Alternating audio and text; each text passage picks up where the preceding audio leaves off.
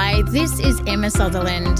Join us on FX Medicine next week, where I'll be talking to Leah Heckman about endometriosis, but from an entirely new angle of trauma, pain, and neuroplasticity. Subscribe to us on your favourite podcast app and follow us on social media to make sure you never miss an episode.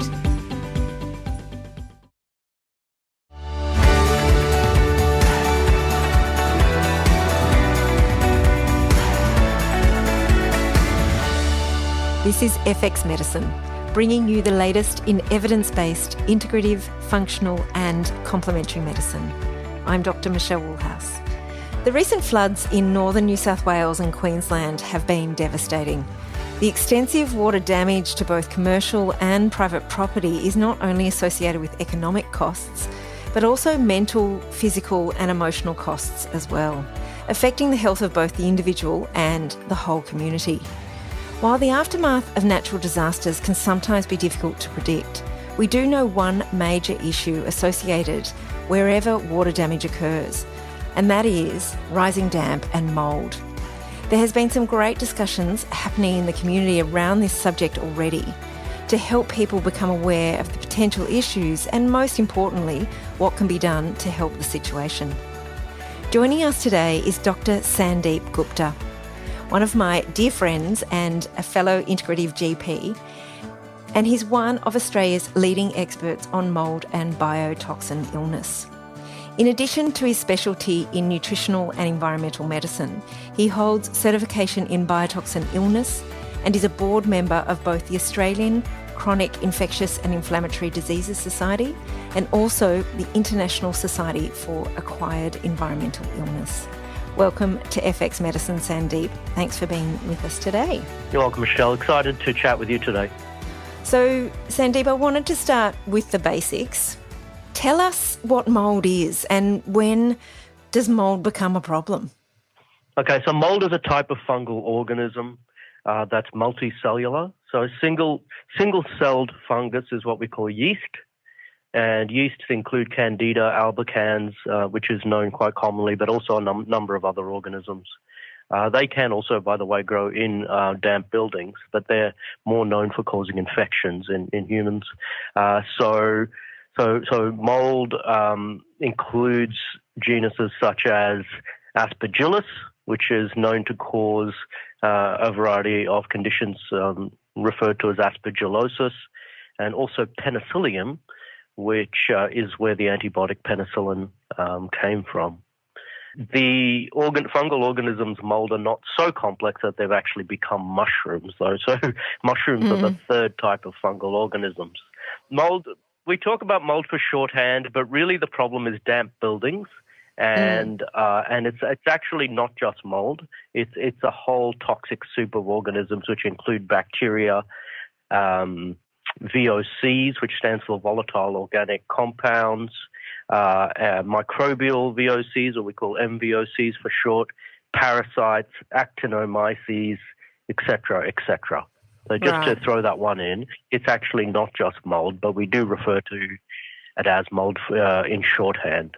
And so it is normal to have a certain amount of mold in an environment, particularly an outdoor environment, but it simply becomes a problem when it exceeds the threshold of any individual's capability to tolerate. And so that's individual. So I'm not going to give you a certain spore count or something like that because it doesn't exist. It's individual. And so some people are more sensitive to mold than other people, yeah? Yeah, that's right. That's what I was just going to say, is that you may tolerate a house that has a high level of mold for some reason. You know, you may be, you may have very good genetics and very good gut health and so on, while I, on the other hand, may only tolerate a mold count of 1/4 as much before I start getting some type of symptoms. Now, I'll talk about the different types of symptoms and the different types of presentations, but it could be allergic to start with, or it could be more like a mild infection that I start developing. You can hear I've got a little bit of a sinus infection going on at the moment, and that was actually from staying in a mouldy residence down in Byron Bay.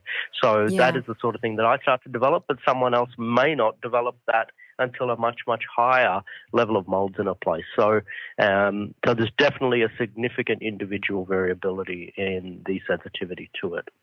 And so how does it cause illness? What's the actual mechanism of it? Or is it, is it multifactorial?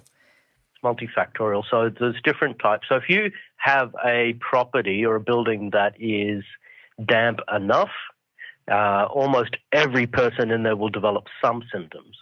Right. However, the majority of people tend to get more localized symptoms. So that would be things like a sore throat, runny nose, congested sinuses, sneezing, etc. And generally those symptoms are related to allergy, or in some cases can be related to a mild infection.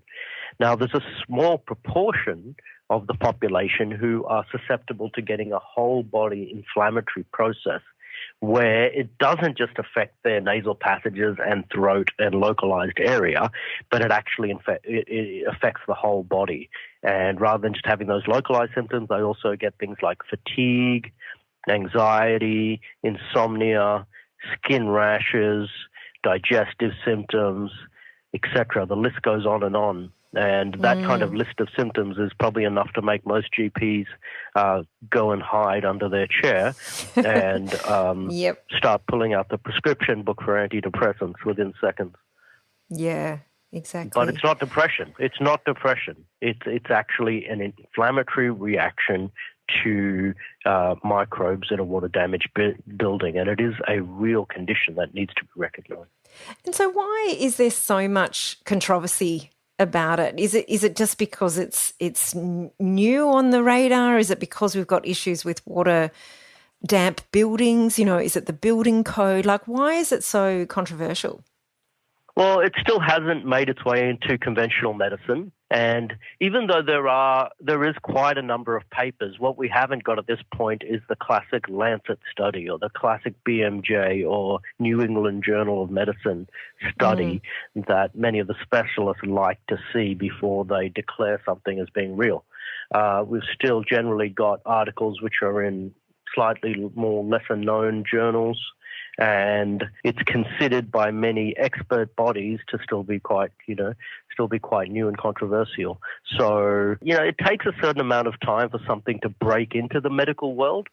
And, some people say 20 years or so. We're just still not there yet in terms of the worldwide literature. And we really are hoping that Australia is going to make a difference with this. We've recently been basically given a grant by NHMRC in a study run by Macquarie University and Professor Gilles Gillimon, including myself and Dr. Janet Kim as the main clinicians, to run a study into biotoxin-related illness, particularly related to mould in Australia. And, we hope that the results of that may help the literature worldwide to be more solid and robust. That's fantastic, Sandeep. So tell us about what we need to look out for. You mentioned a couple of things like fatigue, anxiety, insomnia, skin rashes, digestive symptoms. That can be such a across the board. Obviously, if somebody has been in the Northern Rivers or there's been flood effect, that gives us a clue. Is there something that really sticks out, or is there some questions that we really need to ask everybody presenting with these kind of things, just to sort of get us thinking about mould being a potential reason for why there's so much inflammation going on in that particular person's body? Great question. The answer is not that simple. But that's okay. We can let's break it down. Let's go to the flood part first. Okay. So let's say there's a patient who has been in a flood situation. I think the first thing is to find out what was the extent of flood damage. So if someone actually had water come into their home, like literally they had water inside their house, then... Well, some people had meters of water. Yeah, that's right. So if you get that sort of history, then the thing to know is they are in a water-damaged building. They're in a massively contaminated building by definition, okay? There's no way around that. So the first thing is just having that understanding. So if you get water into the substance of a building for 48 hours or more, that is, by definition, a water-damaged building. And by definition, there is going to be microbes growing there, such as mold and bacteria and so on. So therefore, you can already add that bit of understanding into your assessment that that person's living in a water-damaged building. Now, as to the symptoms, so then there's the timing of symptoms, of course. So, mapping out when the flood happened and has there been new symptoms or has there been a change in symptoms that corresponds to the timing. And, so for instance, I have one friend in that Northern Rivers area and started, developing regular respiratory tract infections, lower mood, more fatigue, all straight after the flood, and the water came into the house. So that's classic. That would be a classic example that they are in a water-damaged building and they're developing a reactivity because the symptoms are corresponding to the timing.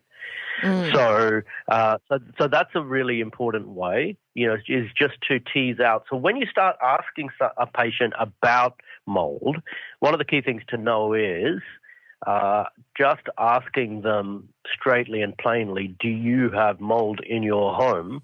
Generally doesn't give you a useful answer.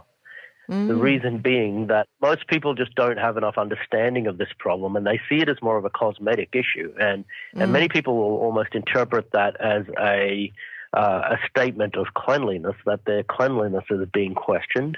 And they will quite quickly say, no, of course I do not. Have mold in my home. I clean my home. And so there's just a gap of understanding there. And so you need to get a bit more sophisticated in asking, for instance, are there musty smells in the home? Have there been any episodes of flooding or leaking? So, for instance, leaking could be from the roof. It could be from white goods such as washing machines, fridges, etc. Has there been any occupant behavior-related issues? So, for instance, running a bath or sink over, which is very common actually, and various other, you can get into some other fine points, but they would be some things to ask about if it's not in the setting of a flood. And do they notice any difference when they go away from the home? Did they notice any difference when they moved into the home in terms of their symptoms? And sometimes when you have people who have been unwell for a long period of time, and you start asking them this, there will actually be a light bulb moment where they go, hang on, okay, I developed chronic fatigue syndrome in 1984, let's say, and hang on, that house I was living in at that time, that did have a leak or that did have musty smells in it. So just asking the questions is very powerful.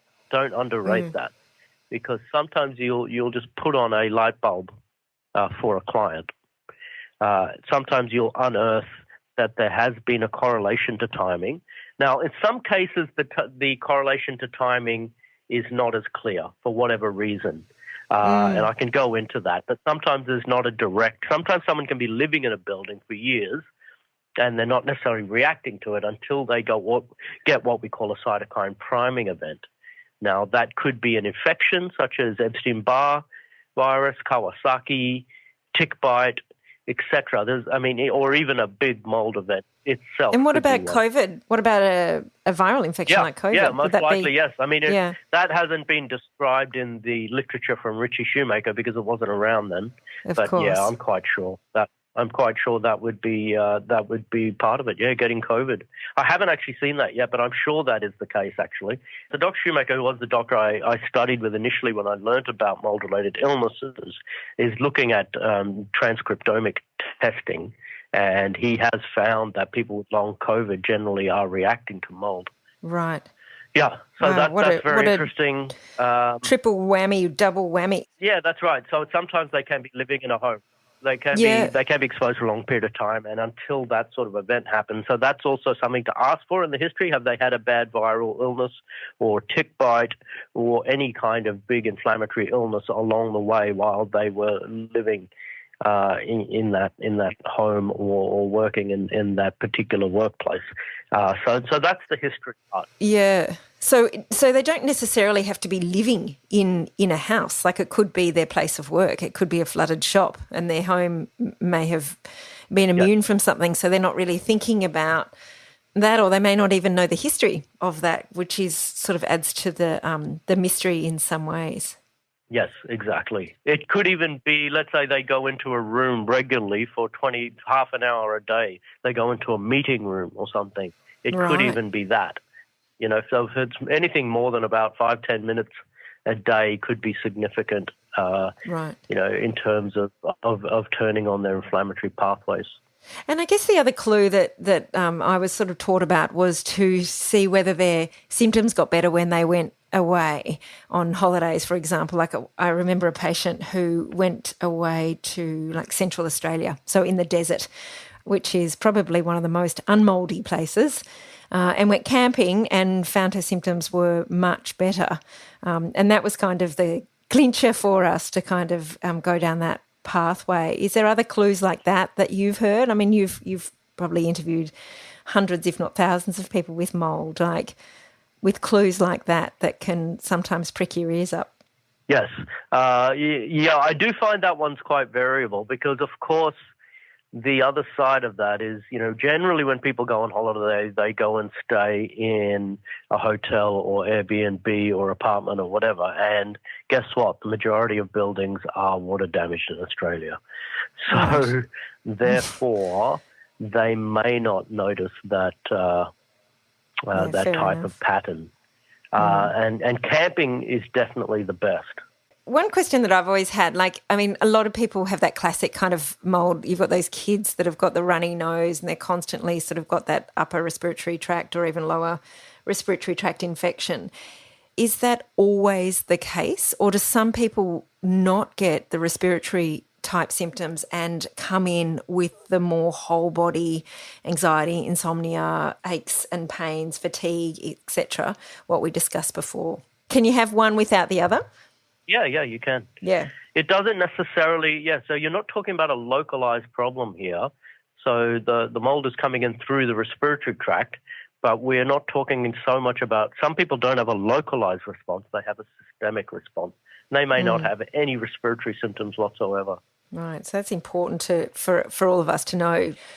That it's not one and the same. It's not like a linear response. It can be completely different in different people. Exactly. That's a really good point. It's not linear at all. It's individual. And some people could have only a mild amount of contamination in their building and they have a massive response because it's triggered a certain genetic pathway, and other people could have a massive exposure and only have a relatively mild response because of their individual genetics and bodily health. And along with things like the cytokine storm that you spoke about with the viral infections and, or other related infections, is there other causes of that? Like, what about things like PTSD or other kind of reasons for stress, or medications, for example? Like, is there any other risk factors that can kind of trigger those events? I suspect so, based on my history taking through the years. Dr. Shoemaker hasn't described them, but, the thing is there's only a limited amount of things you can actually study.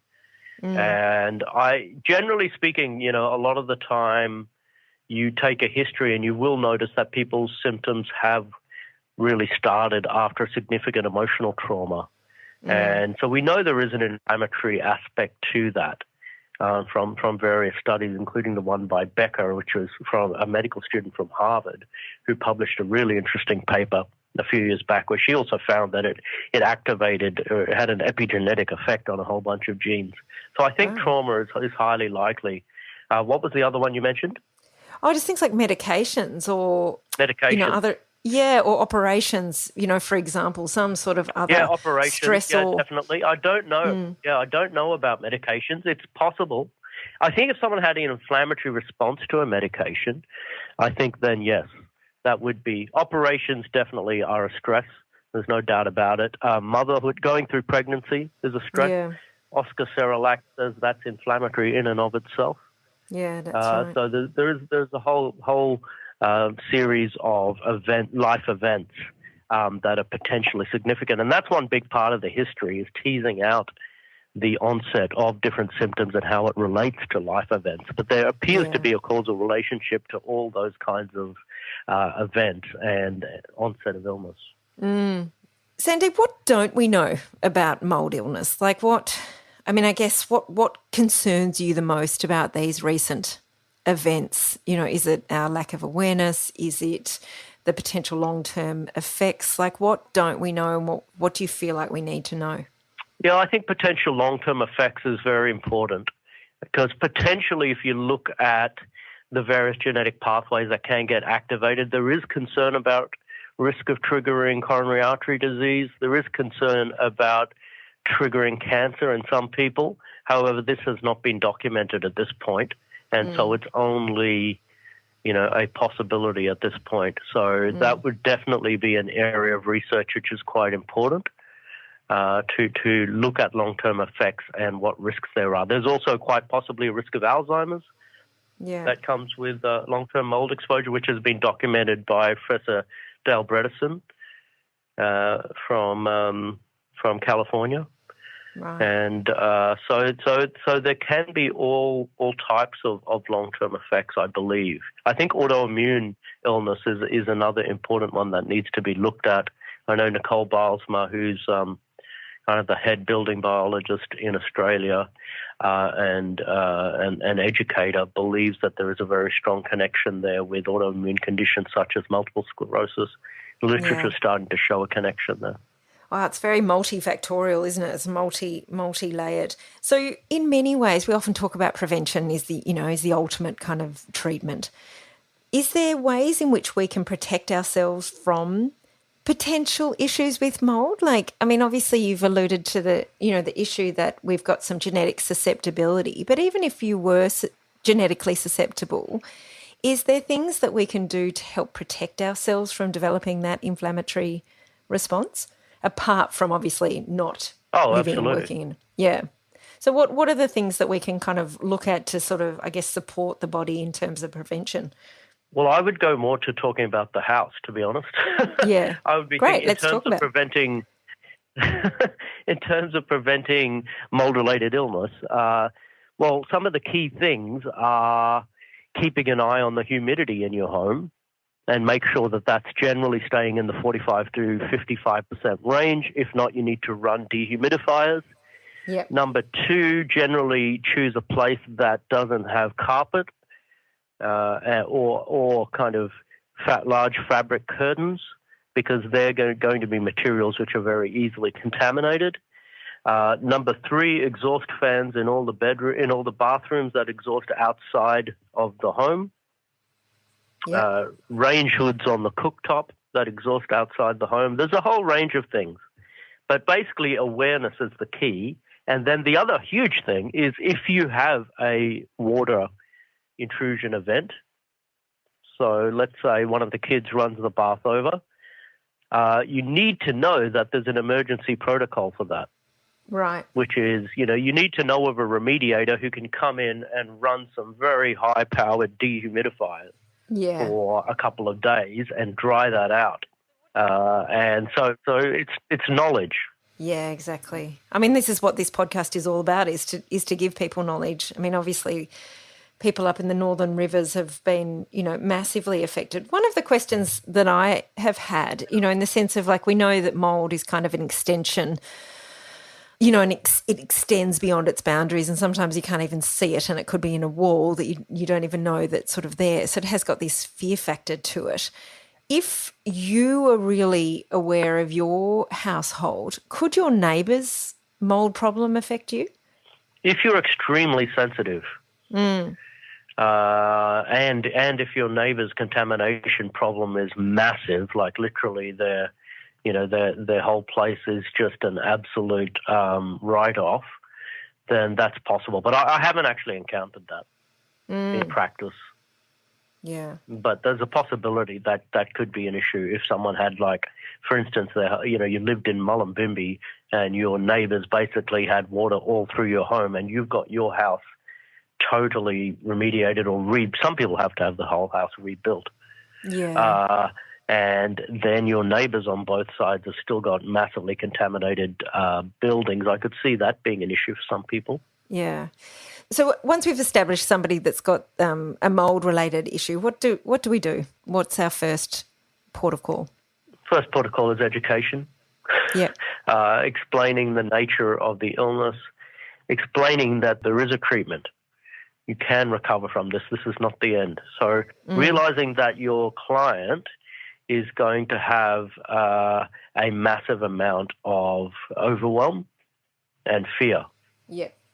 And so you need to explain to them that there is a well-documented treatment protocol. This can be overcome, and there is expertise in Australia that is going to be sufficient for them to overcome this problem. I also, I do have an online course, and pardon me for plugging it, but I do. No, not at all. I do believe that it's extremely helpful because what it does is go through everything very simply. So we call it mold illness made simple. Yeah. Because a lot of the information out there on the internet is extremely complicated and overwhelming and actually incorrect, some of it. So getting your client to get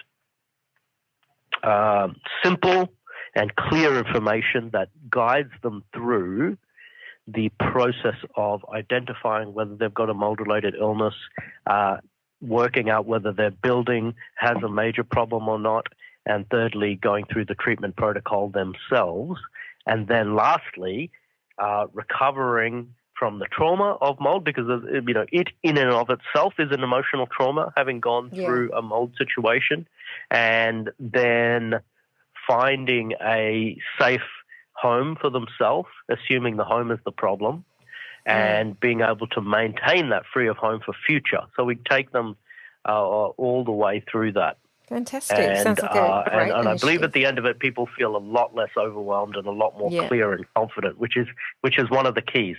So that's to start off with, I would say. Yeah. Fantastic. Well, that's right. a great initiative to kind of simplify it and actually give people hope. I think is the most important thing, and people can then go through a stepwise situation. But as practitioners, what's the best way to diagnose that or to confirm that? Can we diagnose it just on history and examination, or is there certain investigations that you like to do that can confirm you moving into the next kind of treatment protocol? Yeah, so after education, the next thing is kind of discussing with them how clear they are about this or how confident they are on this diagnosis. And yes, you can diagnose it on history in many cases. So let's say the case of patient X who's living in Mullumbimby or Lismore and had a little bit of fatigue, but then after the floods, they had water coming into their house, and then they started developing much more severe fatigue and depression and joint pains. Well, there you go, done. You actually don't need a test to diagnose that. So you can do tests. Now, there's a big fashion to just go and run a urinary mycotoxin test. Yes. I want to talk a little bit about that. Let's do that. The urinary mycotoxin test only tells you what the client is urinating at the time of the test. That is all it tells you. Now, if the person is urinating nothing, that does not mean they don't have a mold-related problem. Okay. If they are urinating out some small amount of mold toxins, let's say a little bit of ochratoxin, that does not necessarily mean they have a mold problem. So we've got to put a stop to this nonsense about let's just run a urinary mycotoxin test and then you say to them, okay, there you go, you've got mold. That is nonsense and unscientific, and we've got to stop doing that. We are doctors and we're clinicians. We take a history. And Totally. we don't, that's right. A urinary mycotoxin test is not well validated in the literature. Now, I'm not also taking the other extreme that it tells you nothing. You can do it. But what I'm saying is that your history should be the key. You should be able to tell from your history, once you become adept at this area, that, whether or not, and I guided you through some of the questions that you'd ask, whether or not your client is likely to be suffering from a mold-related illness. Now, that could be allergy-related, that could be infection-related, that could be a whole-body inflammatory process, which could be either what we call CIRS or mast cell activation syndrome, the two different kind of flavors of it. So based on the history, you then can do some tests to answer specific questions. They do not replace the history, and they do not answer the question, is there mold? Okay? So if you can't get that answer through your history, you need to go back and think about the questions you're asking. Okay? So then doing a urinary mycotoxin test, in my opinion, is to answer the questions, how well is this patient excreting? Yes. Via the urinary route. So does that mean if somebody's excreting large amounts, they're actually doing a good job? And the ones that are excreting small amounts could actually be holding on to their mold, and actually having poor detoxification. Is that exactly? You want to see a lot of mold. Yeah. Yes, exactly. So it's actually the opposite. That's right. So when people say, "Oh, there you go, you've got some mold on your urinary mycotoxin test," it's more like that's a good sign that you're able to detox. The one that probably when people show up 0, that's also abnormal. A warning sign, yeah. And that's probably more the concern. So a small amount of ochratoxin and/or mycophenolic acid is probably within the range of normal. So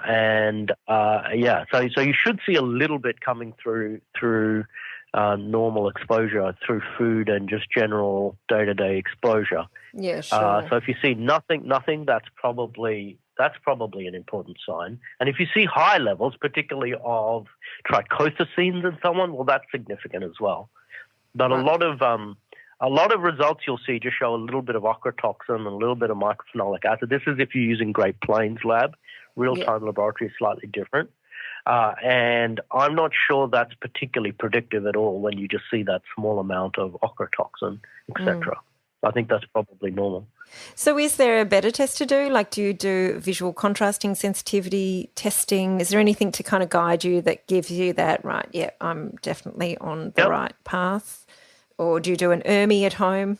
Visual contrast sensitivity is more of a progress marker. It's also a screening test. It's not specific for mold. It's just a marker of neuroinflammation in general. Yeah. But you want to see that that's improving as you go along.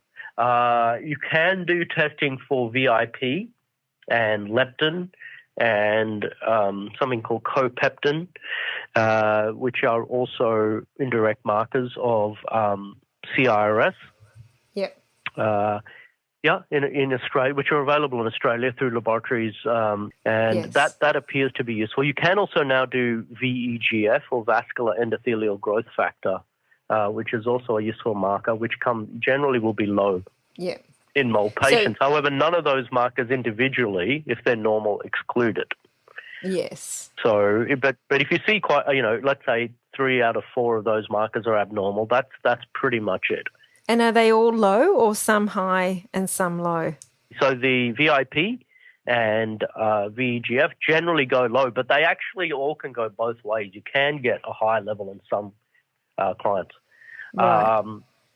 Then the leptin, which I mentioned, generally will go high, particularly in those with weight gain. And copeptin also generally will go low. We are also looking at just going back to having the US labs available where we can run C4A and TGF-beta and MMP9. Now, those 3 markers generally all go high in CIRS, chronic inflammatory response syndrome. So those are also useful. And the other thing that can be useful is the organic acid testing. Now, the reason for that is to ask about auxiliary problems. So, A, is there mold-related infection? Now, that's Yeah. the first page of the Great Plains Organic Acid Test will help with answering that. It's not 100% specific, but it's pretty useful. Yeah. Then, secondly, is there also bacteria and Clostridium associated with this? Is there elevated oxalates? Now, some people like Emily Givler, whose work I do recommend, is saying that oxalates are like a secondary mycotoxin. And so if someone's got high oxalates, you need to address that as well.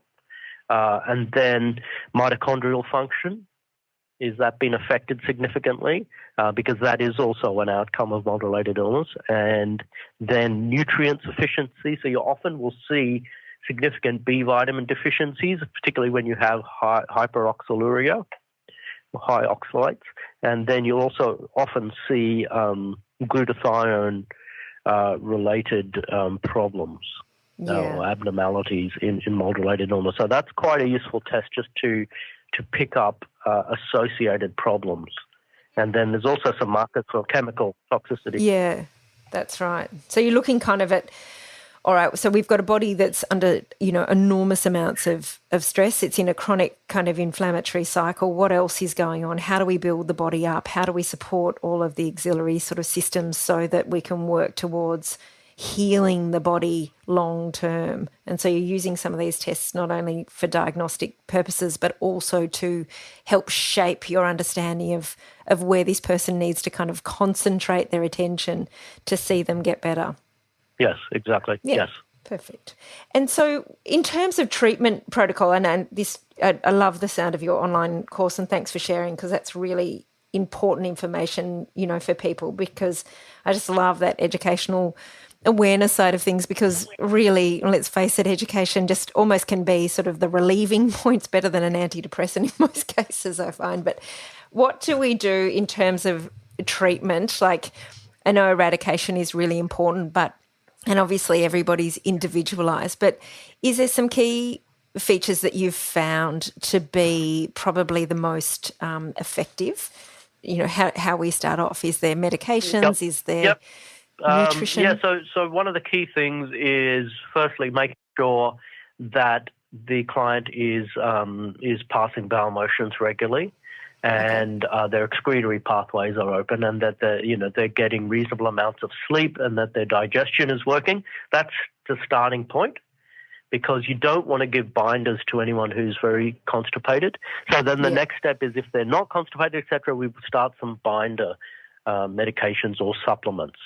And so the idea with the binder or bile acid binding resin is the technical name, is to bind onto any mycotoxins which have been excreted in the bile, so that they don't undergo what we call enterohepatic recirculation, and they actually are excreted through the fecal route. So the classic thing was cholestyramine, which is a classic bile acid binding resin, which everyone knows binds onto the cholesterol and other aspects of the bile and pulls them out of the body. Well, it turns out that cholestyramine actually binds onto mycotoxins as well. Dr. Shoemaker discovered this by accident in a client who was suffering with a blue-green algae-related condition, who came in with a whole body inflammatory process, including diarrhea. So he prescribed the cholestyramine to help the diarrhea, but in fact it ended up helping with every symptom. So he found that out by accident, and we've since we since know that there's a range of other compounds, cholesevelam hydrochloride, in the medical world, and then you've got activated charcoal, bentonite clay, zeolite, chitosan, etc., etc. So natural binders also appear to have some effect, even though it does tend to be milder and slower. But that's it just depends on how severe. The more severe and acute it is, the more you may consider using the medical or pharmaceutical binders. And if it's more mild and ongoing, I would tend to more use the natural binders. Also depends on the sensitivity of the client. If your client tends to react to a lot of pharmaceuticals, I wouldn't recommend using them then. And I would, if they're an extremely sensitive person, just start with a tiny amount of something like bentonite clay. So something gentle that you'd kind of, Something more of a gentle. long-term view of getting rid of it over the long time. That's right. So if you've got infection or whatever it might be, you're almost always going to have mycotoxins involved. And then, so that's the first part. Now, if there is mold infection present, you want to have some herbal treatment generally to start with. I actually use reishi mushroom quite a lot, which is kind of paradoxical. Isn't it? I mean, that's the amazing thing about fungus. They are so paradoxical. Yeah, there's a very good talk on the internet called How Mushrooms Can Save the World. So there is, I'm not saying that the whole of the fungal kingdom is all harmful. There's actually very powerful and amazing properties. And so medicinal mushrooms I'm a big fan of. They've got glucans and various other compounds which greatly help the immune system. And so reishi mushroom rather in general seems to be very antifungal. Can also use powder arco and golden seal, etc. I generally recommend starting with the herbal route, and only if someone has very severe fungal infection. So, for instance, their aspergillus serology is positive. You may want to look at using one of the conazoles, if you like, the azole antifungals like itraconazole. But generally speaking, I would start with fungals. And then the next thing is you want to support the detoxification system of the body, which is often affected because if you're using a binder, but the person's not actually creating any bile, well, there's nothing for the binder to bind onto. So therefore, using what we call cholagogues, or cholagogue herbs, which includes turmeric and St. Mary's thistle and bile artichoke, etc. Globe artichoke, rather, not bile artichoke, and will all be. That sounded like a good name for it. So they're all things that can be useful as well. And then antioxidants are often needed as well. So we talked about turmeric, or curcumin extract is often very useful. Also resveratrol, they can be extremely helpful. So you can see that already here we're creating a treatment protocol which is pretty comprehensive. And holistic and looking at all of the different kind of factors of the body as well. So, well, there's just so much to it, but it comes back to that holistic principles of looking at the patient in front of you and really listening and taking, an in-depth history, but also understanding, how they feel. Yes, absolutely. And understanding their tolerance level as well. So, you may get a big, strong man, and not being sexist here, but there is a big difference in terms of how males and females seem to react, is my observation. Some guys just have virtually zero sensitivity, and so that sort of person you might just start on a full dose of cholestyramine. Yeah. Whereas on the other hand, you might find, particularly a female who's very, very sensitive, underweight, and has mast cell activation, you may find that even just a sprinkle or, a toothpick amount of zeolite or bentonite clay a day is all that can be tolerated. So there is a big difference there. Wow, Sandeep, there's so much to it, but just so much information, and it's just wonderful to have you as one of our leading experts in Australia. Really, thank you so much for being with us today and discuss this incredibly timely subject of mould and all of the effects that it have on physical and mental health, as well as looking out for symptoms and really that key point of taking that incredibly detailed history and just having the time to ask those questions can be quite paramount. So thank you so much for joining us today. You're welcome, Michelle. It's been nice chatting. And in closing, I'll just add that one of my textbooks that I had when I was a medical student, I think it was just called Clinical Medicine by Talley and O'Connor. You remember that? Oh, yeah, Talley, of course, yeah. Yeah. So the statement right at the start of it said, more is missed by not looking than not knowing. Yep. And I think that's a really key principle here in environmental medicine. If you take the time to ask the questions, you'll be surprised at what you can uncover sometimes.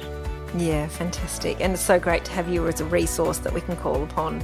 And we'll have all of your information and website and where people can access that information on the FX Medicine website. Great, good talking, and we'll hope this has been of benefit to people. Thank you everyone for listening today. Don't forget that you can find all the show notes, transcripts and other resources from today's episode on the FX Medicine website.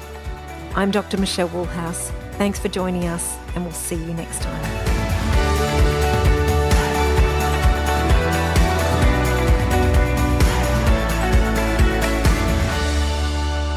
This podcast is intended as healthcare practitioner education only, and it is not a substitute for medical advice, diagnosis, or treatment.